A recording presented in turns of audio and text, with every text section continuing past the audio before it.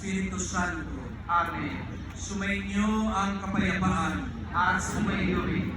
Mga kapatid, sa pagdiriwang natin ng kapistahan ng Nuestro Padre Jesus Nazareno, itinatampok natin ang banal niyang pangalan at ang maluwalhati niyang krus. Nang katawan tao ang anak ng Diyos para sa ating kaligtasan. Sa krus, ipinahayag niyang dakilang awa at pag-ibig ng Ama para sa sangkatauhan. Kay Jesus, bubukal ang ating pag-asa at lakas upang pasalinin natin ang ating mga krus ng may pananalig, pagsunod at pag-ibig. Sa pagsisimula ng ating pagdiriwang, mapagpakumbaba nating aminin ang ating mga pagkukulang at kasalanan at hilingin natin sa Panginoon na tayo'y Kanyang kaawaan at patawarin.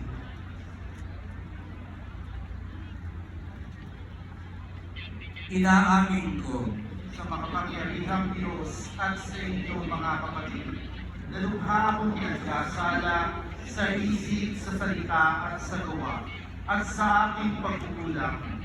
Kaya isinasamo ko sa mahal na Birheng Maria, sa lahat ng mga anghel at mga banal, at sa inyong mga kapatid, na ako'y panalangin sa Panginoong ating Diyos. Tawan tayo ng mga pangyarihan Diyos, patawarin tayo sa ating mga kasalanan, at pagbabayan tayo sa buhay na walang hanggan. Amen.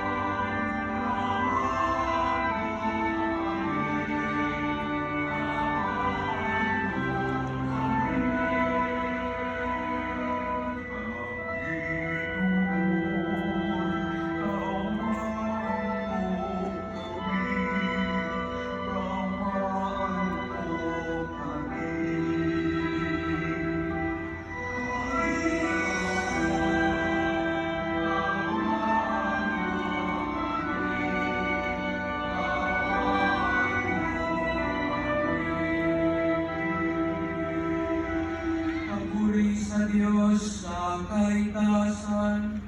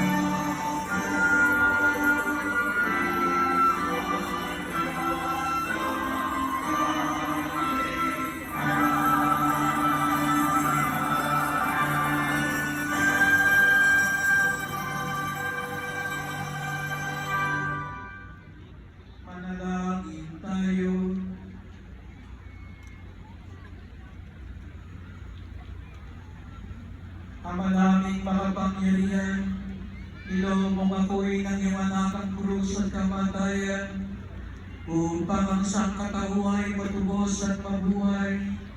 Ang pag-ako namin sa krus at kamatayan dito sa lupa, ayon sa diwa ng pagsunod sa iyong loob, na ginanap ng iyong anak ay magpagingkapan o ang aming kamtin, ang lubos na katubusan at pagkabuhay sa iyong piling. Sa pamamagitan ni Jesucristo, kasama ng Espiritu Santo, magpasawalang hanggan.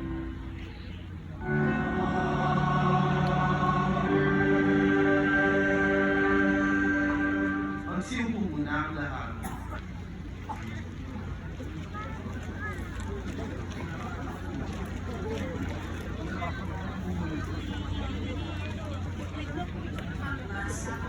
Mula sa aklat ng mga bilang.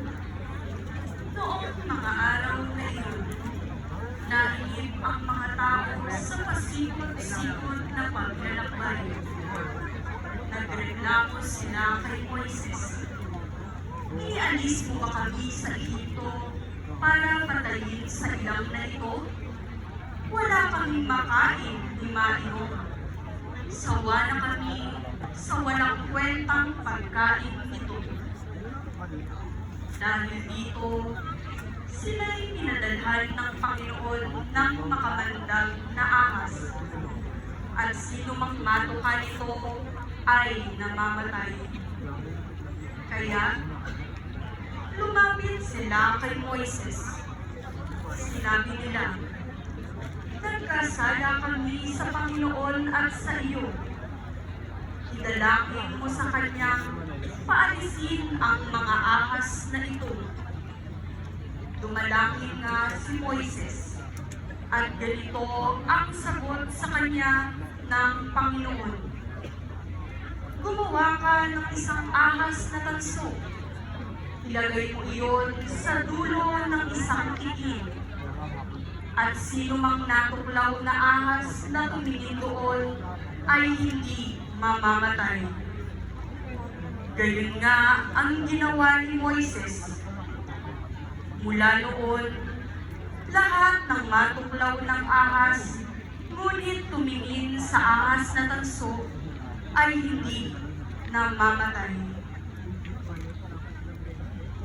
Ang salita ng Diyos. Salamat sa Diyos.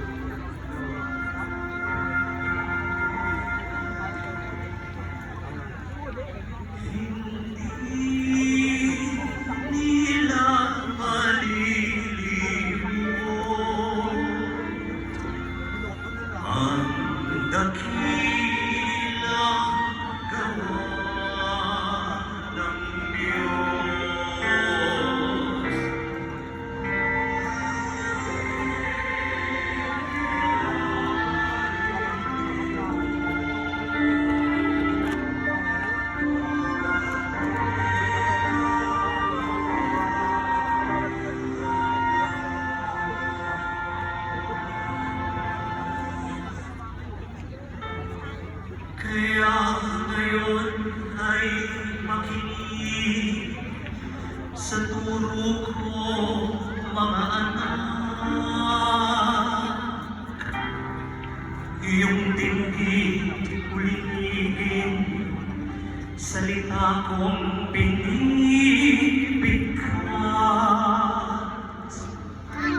Itong aking sasabihin ay bagay na talihara. Nangyayari pa noong una, kaya ito'y mahiwaga.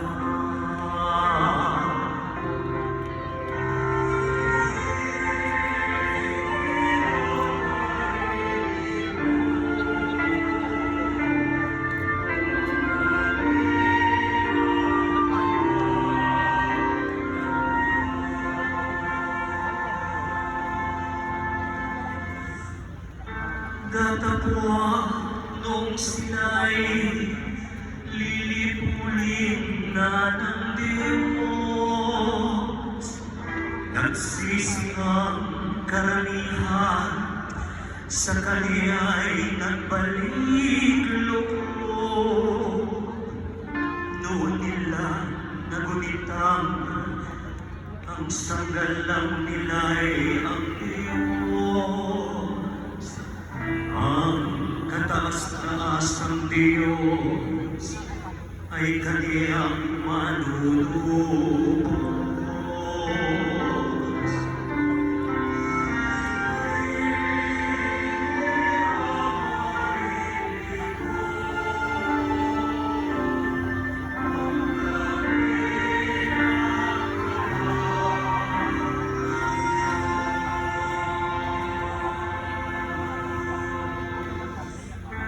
Kaya siya ay pinuri ng papuring hindi tapat. Pagkat iyao'y pakunwari, walang kayong matatawad. Sa kanilang mga puso, naghahari katagsilan. Hindi sila nagtatapat sa ginawa niyang tipan.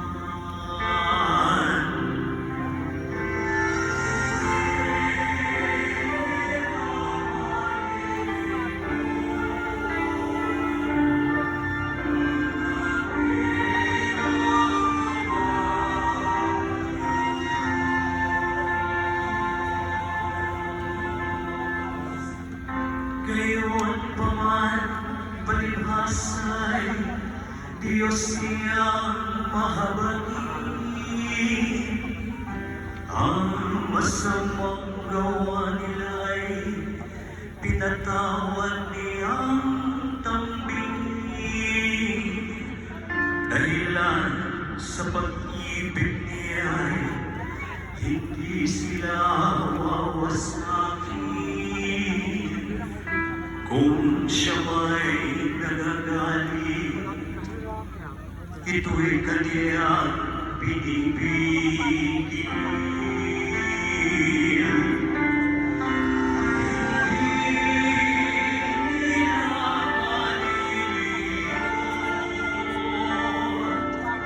Ang dakilang gawa ng Diyos.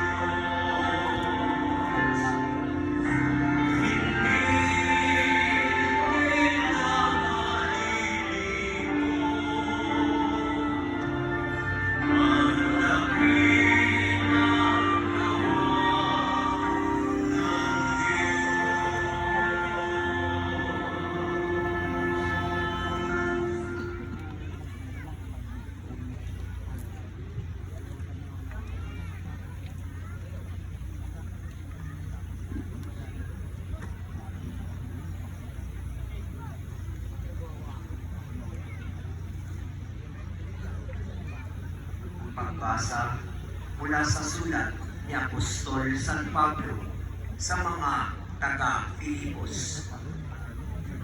Si Kristo Jesus, bagamat siya'y Diyos, ay hindi nagpilit na manatiling kapantay ng Diyos.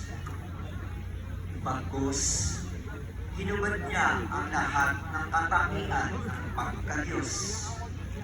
Nagkaroon tao at namuhay na isang alipin. Nang maging tao, siya'y nagpakababa at naging masunurin hanggang kamatayan. Oo, hanggang kamatayan sa krus. Kaya naman, siya'y itinampok ng Diyos at binigyan ng pangalan higit sa lahat ng pangalan. Ano pat ang lahat ng nilalang na nasa langit, nasa lupa, nasa ilalim ng lupa ay maniniluhod nagsasamba sa Kanya. At ipapahayag ng lahat na si Jesucristo ang Panginoon sa ikararangan ng Diyos Ama. Ang salita ng Diyos. Salamat sa Diyos. Magsitayo po ang lahat.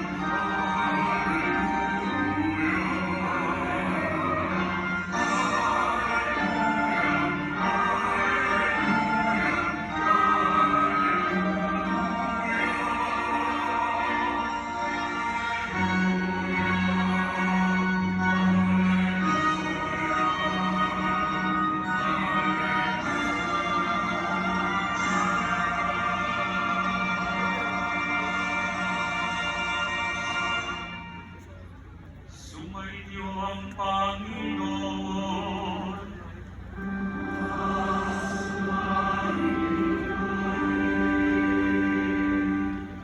Ang mabuting balita ng Panginoon ayon kay San Juan.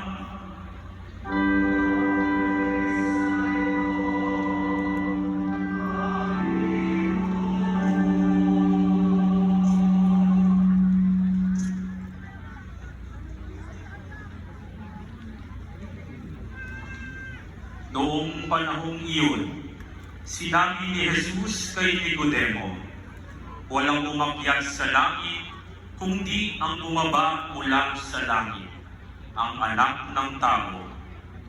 At kung paano itinaas ni Moises ang ahas doon sa ilang, gayon din naman, kailangang itaas ang anak ng tao, upang ang sinumang sumasampalataya sa Kanya ay magkaroon ng buhay na walang hanggan.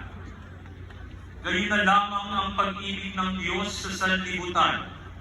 Kaya ibinigay niya ang kanyang bugtong na anak upang ang sumampalataya sa Kanya ay hindi mapahamak, kundi magkaroon ng buhay na walang hanggan. Sapagkat sinugo ng Diyos ang Kanyang anak, hindi upang hatulang kaparusahan ang sanlibutan, kundi upang iligtas ito sa pamamagitan niya. Ang mabuting balita ng Panginoon.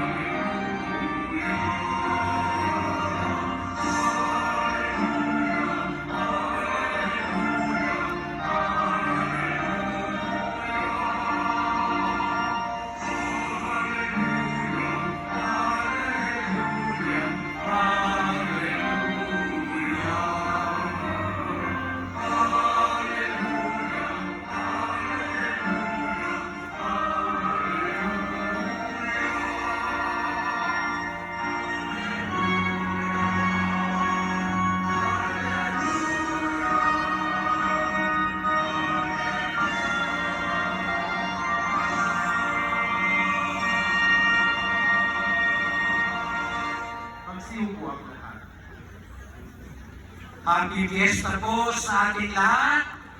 Pakibati ang katabi niyo, Happy Fiesta! Tayong lahat ay narito sapagkat tinawag tayo ng Diyos, mahal tayo ng Diyos, at sinusugo tayo ng Diyos. Kaya bigyan natin ng papuri, parangal at pasasalamat ang ating minamahal na Nuestro Padre Jesus Nazareno.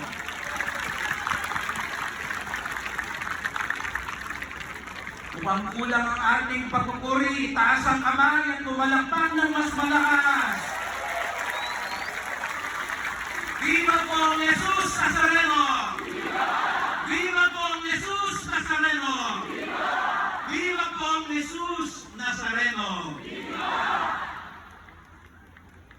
Arsobispo Rex Arcon, Obispo Antonio Diaz, Obispo Teodoro Bacani, Father J. Licuala, ng ating parish priest, ng kanyang mga katuwang labani, Monsignor Brenda Due, at ang mga kasamahan sa Apostolic Institute, mga kapatid kong pari, mga religyosa, mga seminarista, mga diakono, mga kadiboto, tayong lahat ay narito upang mag-alay ng walang hanggang pasasalamat. At kasama natin ng simbahan sa pagdiriwang nito ang ating Hermano Mayor, ang ating Luting Alcalde, Francisco Isko Dumagoso, Yorme, at ang mga kasamahan ko sa ating pamahalaang lungsod ng Maynila na walang sawa at walang kapagod-pagod sa pagsuporta sa ating Nazareno 2026, ang ating Chief PNP, Revelation Natalis Jr., kasama rin po ang kanyang mga katuwang na sa kapulisan na wala ring sawa at walang pagod upang siguraduhin ang ating kapistahan, lalo ng ating krasasyon ay maging mapayapa. Ilang kapistahan ang nakakaraan, kami po ni GPNP po ay magkasama po, ako ang kura at siya po sa CRPO, at ngayon pareho kami rin nagpapasalamat sa pong Nazareno sa grasya na ipinagkakaloob sa ating lahat. Ako po ay nandito sa ngalan ng ating Ama at Pastol, ang kanyang kabutihan, Jose Cardinal Advincula, Arsobispo ng Maynila, na sa kasalukuyan ay nasa Roma at pinatawag ng ating mahal na Santo Papa Leon ika-14 para sa isang mahalagang pagtitipon. Kaya nga ang aking pagtayo sa inyong harapan ay isang grasya lamang po. Dahil hindi man ako karapat-dapat, ako ay tinawag ng mahal na pong Jesus Nazareno upang mamuno at magdiwang sa Misa Mayor na ito. Dati-rati ako po ay nasa gilid lang at kasama at naging kura. Ngayon, pambihirang pagkakataon ang ipinagkaloob sa akin. Kaya nga naniniwala ako na pambihira lagi ang biyaya at himala ng ating mahal na pong Jesus Nazareno. Amen? Dapat siyang tumaas at ako naman bumaba. Ito ang tema ng ating Nazareno 2026. Nahango sa sinabi ng patron ng ating parokya sa Quiapo na si San Juan Bautista. Sinasabihan tayo ni San Juan na tayo dapat bumaba upang si Jesus ay tumaas. Sapagkat sabi nga sa Ebanghelyo ngayon, ang bumaba mula sa langit ang siyang tunay na itataas ng Diyos. Sapagkat ang dakilang pagtaas hindi nanggagaling sa kamay ng mundo, kundi sa kamay ng Diyos. Pero paano nga ba tunay na bumaba? Alam niyo mga kapatid, may nauna na sa ating bumaba. At ito'y walang iba kung hindi si Jesus Nazareno. Kaya siya dinadakila, kaya siya itinatampok, kaya nga sa ikalawang pagbasa sinabi, Walang hihigit sa kanyang pangalan at ang lahat ay yuyuko sa kanya. Siya'y tinatampok at dinadakila ng Ama. Bakit? Dahil siya'y nagpakababa. Pagnilayan natin ang uri ng pagbaba ni Jesus Nazareno. Una, siya ay bumaba ng kusa upang lalong magmahal. Opo, bumaba siya ng kusa. Hindi siya ibinaba o pinadapa ni numan. Hindi siya napilitan lamang. Kusang loob siyang bumaba dahil sa awa at pag-ibig. Ang pagbaba ni Kristo ay hindi bunga ng pagkatalo, kahinaan, o pagkawala ng kapangyarihan. Ito ay malayang pasya ng pag-ibig. Kaya nga sinabi sa Ebanghelyo, gayon na lamang ang pagmamahal ng Ama. Ibinigay niya ang kanyang anak. Ito'y pasya ng pag-ibig, pagbababa ng kusa. Bagamat siya'y Diyos, hinubad niya ang lahat alang-alang sa atin. Mga kapatid, matuto tayo kay Jesus Nazareno na bumaba ng kusa alang-alang sa pag-ibig. Sa ating bayan ngayon, may mga ayaw bumaba kahit mali na at pistado na. Ayaw bumaba kahit pahirap na sa bayan. Ayaw bumaba kahit nagdurusa na ang mga mahihirap. Ayaw bumaba kahit binabaha at nasisira na ang bayan. Ayaw bumaba kahit hindi karapat-dapat. Nandito po ngayon si Bishop Tobias. Binibiro ko siya kanina, sabi ko, susundan ko lang ang kanyang sinabi. Tumigil na, tama na, maawa na kayo sa taong bayan. Mahiya naman kayo. Bumaba na ng kusa, alang-alang sa awa at pag-ibig. Amen? Matuto tayong magkusa. Huwag lang tayong magunahan sa prosesyon, kundi sa misyon. Huwag lang tayong magunahan sa pagalingan, kundi sa paglilingkod.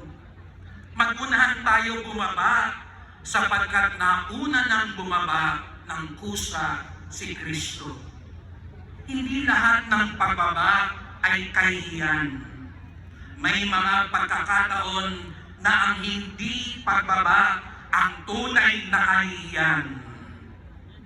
Kung si Kristo na walang kasalanan bumaba ng kusa, sana tayo din matutong bumaba ng kusa dahil sa pag-ibig. Pag-ibig sa Diyos, sa bayan, sa kapwa, at maging sa sarili. Bumaba ng kusa dahil nagsisisi at nagpapatawad. Bumaba ng kusa dahil nagpapaubaya sa mas tama at mas mabuti. Bumaba ng kusa dahil tunay na nagmamalasakit at naglilingkod. Bumaba ng kusa para sa tunay na pagkakaisa at pagdadamayan. Magkusa na tayo katulad ni Jesus Nazareno. Sabihin mo nga sa katabi mo, kapatid, ano pa ang inaantay mo? Magkusa ka na. Ilingin natin sa Poong Nazareno, magkusa tayong magmahal katulad niya. Pumalakpak tayo gaya ng pagmamahal sa Poong Nazareno.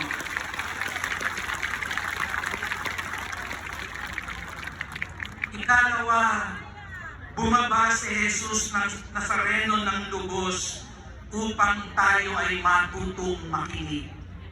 Mga kapatid, madalas natin inaakala, bumaba si Jesus upang lumapit at makinig sa atin. Totoo yun. Pero may mas malalim pang katotohanan. Bumaba si Jesus hindi lamang upang siya ang makinig, kundi upang tayo ang matutong lumapit at makinig. Sa totoo lang, naririnig naman tayo ng Diyos. Kahit nasa langit siya, hindi naman malayo ang Diyos. Hindi siya bini o manhid. Batid niya at daman niya tayong lahat. Alam niya kung anong nasa puso ng bawat isa sa atin. Masakit mang aminin, tayo po, ang hindi o ayaw makinig. Tayo po ang bini at manhid. Kaya bumaba ang Diyos. Nagkatawang tao siya. Naglakbay at pumasa ng krus kasama natin upang lalo natin siyang marinig at masunod. Bumaba si Jesus upang siya'y marinig. Bumaba si Jesus upang tayo'y makinig. Tagsa ang mga debotong nagpupunta sa Quiapo dahil tiwala sila na magkakaroon ng himala dahil maririnig sila ng Poong Nazareno. Pero lumalapit din tayo sa Kanya. Siya nagpakababa upang lalo natin siyang marinig, upang lalo nating maunawaan at matupad ang kalooban ng Diyos, upang lalo nating matanggap at maibahagi ang grasya ng Diyos. Ang namamanata, ang kumakapit at umihila ng lubid, ang mga nagpipingga at pumapasan, ang mga sumasalya at humahalik sa kanyang paanan ay dapat lalong nakakapakinig sa Diyos. Bumaba si Jesus hindi lang upang pakinggan, kundi upang buksan ang ating mga tainga at puso.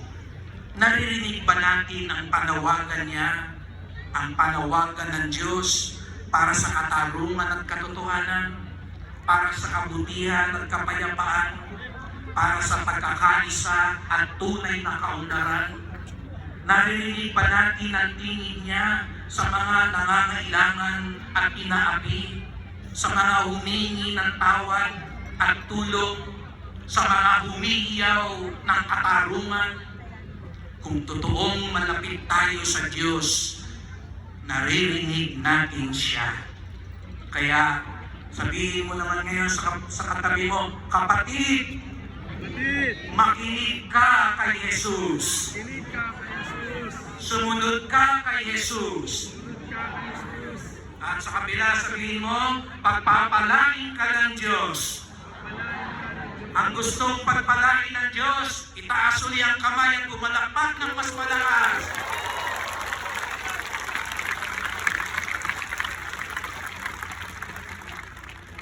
Ayan, huwag lang pagpapala, dapat makikinig din at susunod at bababa katulad ni Jesus. Si Jesus Nazareno, bumaba ng kusa upang lalong magmahal. Si Jesus Nazareno, bumaba ng lubos upang lalong marinig. At panghuli, si Jesus Nazareno ay bumaba ng may habag upang lalong umangat ang ating dangal. Pinasa niya ang krus upang dalhin ang ating kasalanan, kabiguan at kahinaan. Ginawa niya ito upang tayo maligtas, makalaya at mapatawad. Bumaba siya para tayo maiangat sa kaluwalhatian ng Diyos. Ang krus ang nagmistulang hagdan at tuntungan ng ating kaligtasan. Sa Poong Nazareno, natututunan natin ang mga bumagsak ay muling makababangon. Ang mga nagkamali ay maaaring maitama. Ang mga nawawala ay maaaring mahanap muli. Bumaba siya para maiangat tayo, upang tayo din iangat ang isa't isa. Mga kapatid, kung bumaba si Jesus Nazareno para iangat tayo, tinatawag din niya tayong makibahagi para iangat ang ating bayan, iangat ang ating kapwa, iangat ang dangal ng bawat isa. Bumaba sa sariling interes para sa kabutihan ng lahat. Bumaba sa katahimikan kapag may inaapil na at niloloko, bumaba sa pagkamanhid upang magmalasakit sa bayan, bumaba sa kasalanan para sa tunay na pagbabago. Ang tunay na deboto handang bumaba kasama ni Kristo upang iangat ang kapwa at ang bayan. Kaya nga yung panawagan natin, bumaba na habang nagtatrastasyon. Huwag na magpataasan sa andas. Hindi lamang upang pisikal na makita ang buong Nazareno, sapagkat ang pagbaba natin ay tanda rin na gusto rin natin magmalasakit sa ating kapwa. Sapagkat hindi ito nakukuha kung sino ang makaangat sa andas. Hindi ito masusukat kung sino ang makahihila ng lubid. Ang tunay na deboto ay masusukat kung sino ang tunay na nakikinig kay Jesus Nazareno at natututo din iangat ang kapwa gaya ng kanyang pagmamahal.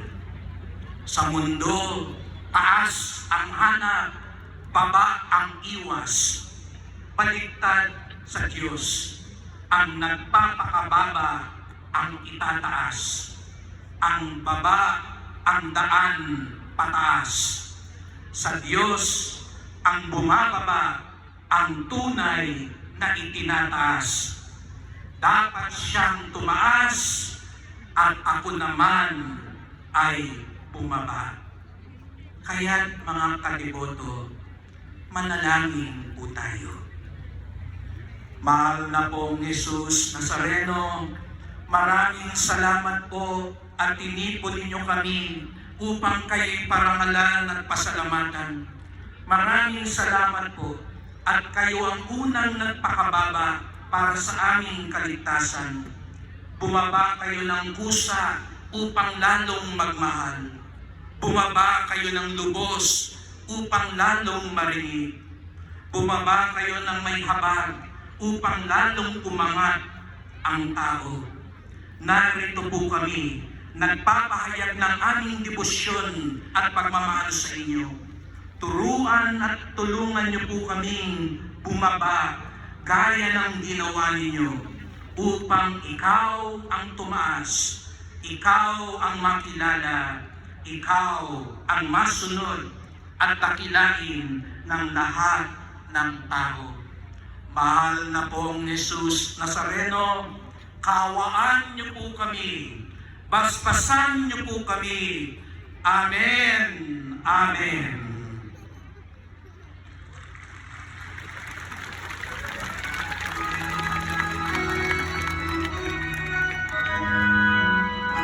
Sundin po ang lahat.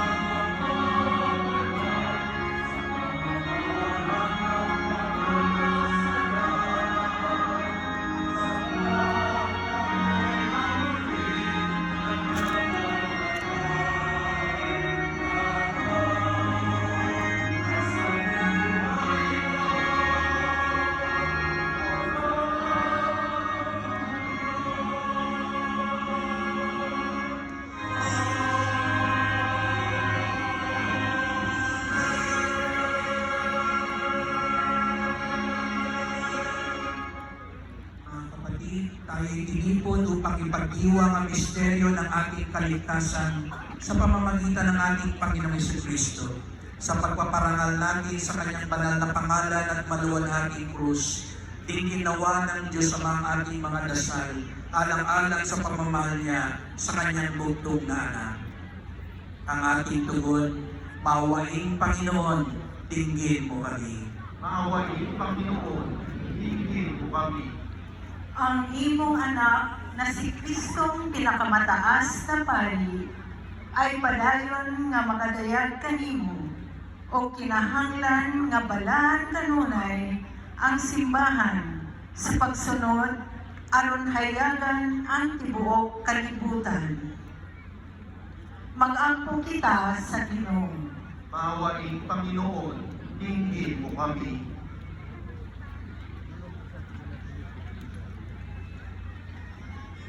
Intad mo kada kami ti anak mo nga ni Jesus nga nagpakumbaba, ingganat ti musay ti krus.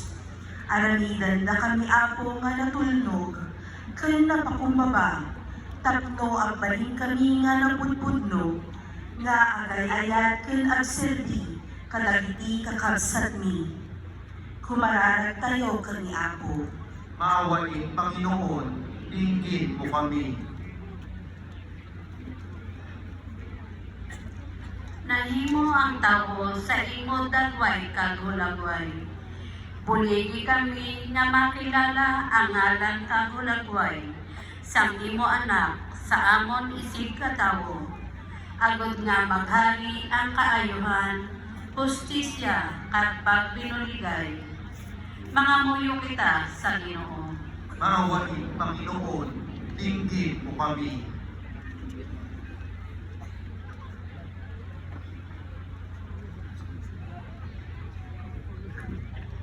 King kapamilya.